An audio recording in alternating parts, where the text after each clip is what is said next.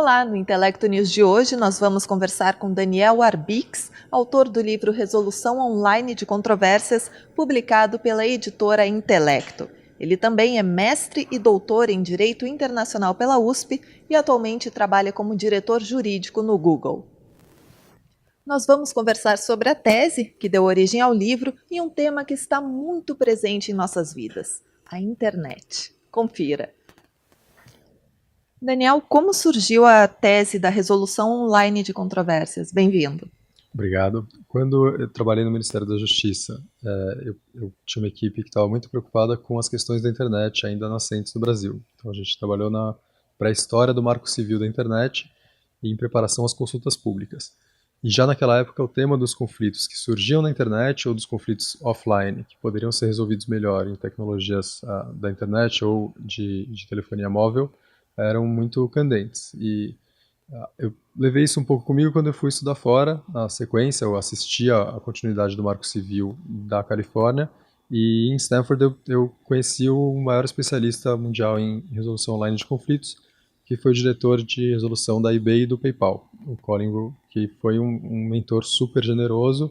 Não só me introduziu mais ao tema, as questões técnicas, as preocupações jurídicas centrais, mas também me guiou um pouco no mundo do empreendedorismo de resolução online de conflitos.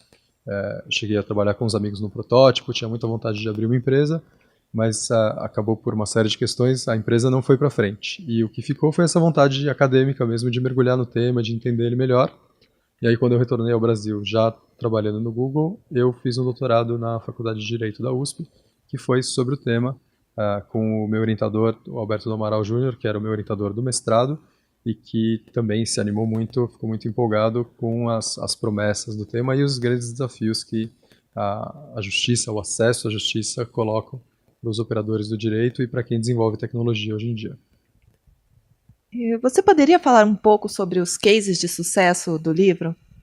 Pois não, no livro eu fiz duas, na verdade são duas embocaduras diferentes. Uma que foi um esforço analítico quantitativo, então eu estudei na época, um corte de uma data já um pouco passada, mas foram todos os casos que existiam com alguma medida de sucesso ou um anúncio público. E aí, mais de 50 casos em que eu fiz um apanhado, e aí a análise é quantitativa mesmo. Mas no campo qualitativo, os 3 casos de maior sucesso que eu estudei foram para também demonstrar a evolução dos conflitos que podem ser resolvidos por essas plataformas bastante diferentes. O primeiro foi da Prefeitura de Nova York, com conflitos repetitivos de acidentes. A prefeitura tem que pagar as pessoas e tem, entre as seguradoras, os advogados e a própria prefeitura, uma negociação bastante intensa, com critérios mais ou menos bem entendidos de a quantidade de valor a ser pago como indenização para quem se acidentou.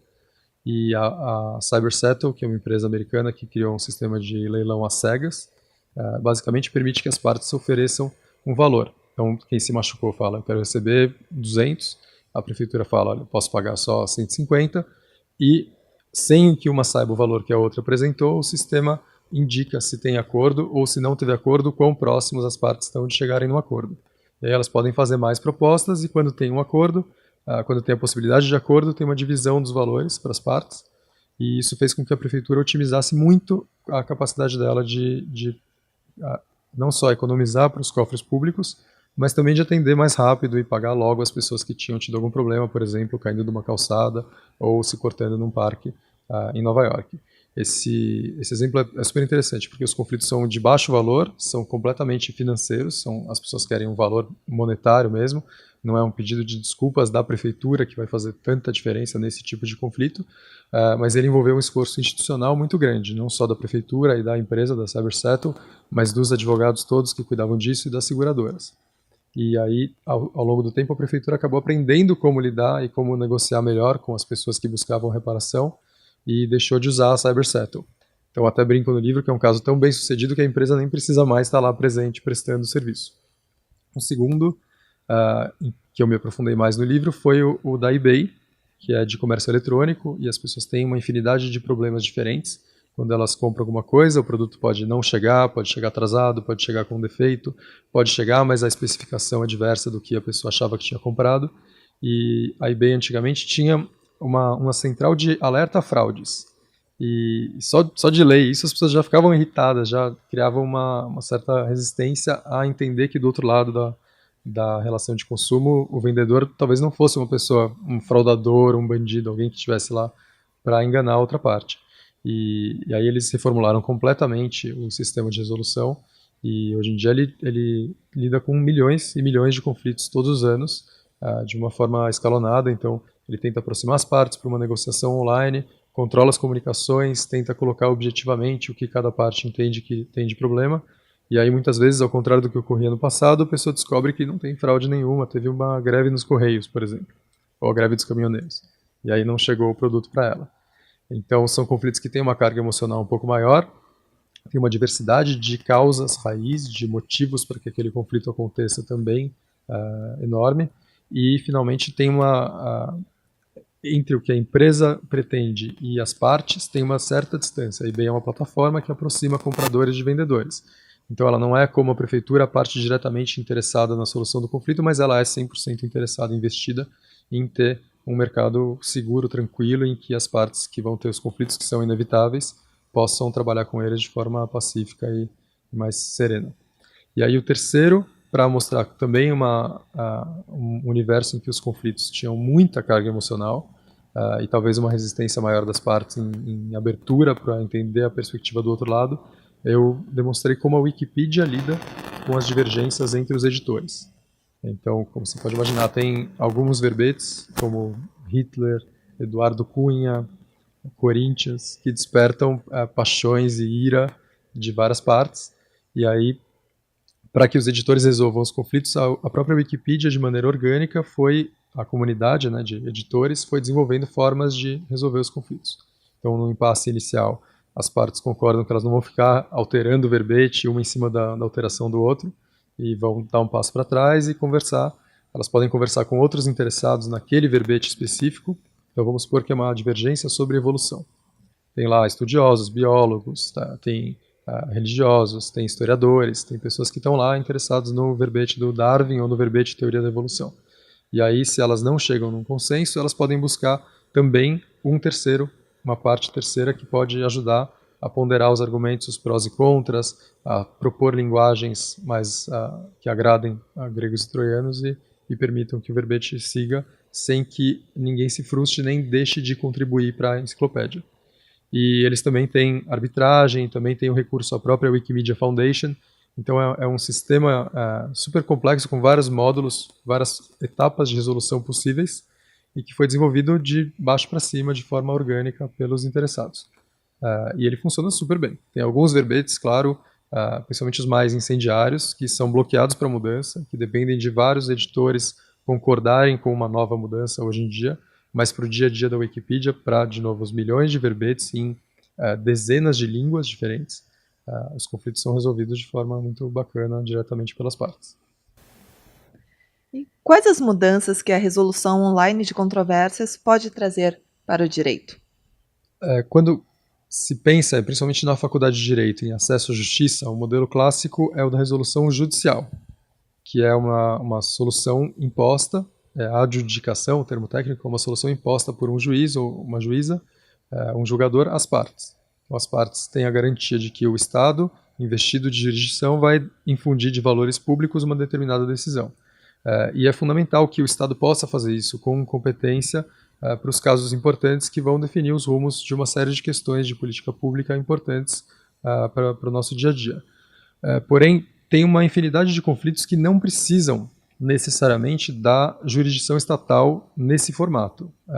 Desde a década de 70, tem um movimento muito forte de resolução alternativa, ou também chamada de adequada de conflitos, a sigla em inglês que é mais cunhada, que é a ADR, e que busca resolver os conflitos que são, por exemplo, repetitivos e que não envolvem valores públicos, em que não tem prejuízo a terceiros, diretamente pelas partes, com negociação facilitada, conciliação, mediação, e eventualmente até com uma arbitragem que tem as formas da jurisdição estatal, da decisão judicial, mas é resolvida no âmbito privado.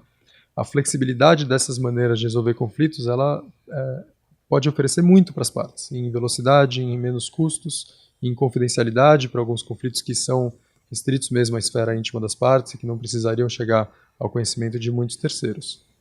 E é nesse sentido que a resolução online de conflitos é, no fundo, uma etapa adicional da resolução alternativa ou adequada de conflitos, com a vantagem da tecnologia poder oferecer, e é isso que eu exploro com mais detalhes no livro, procedimentos e ambientes totalmente novos, que o mundo físico não permite.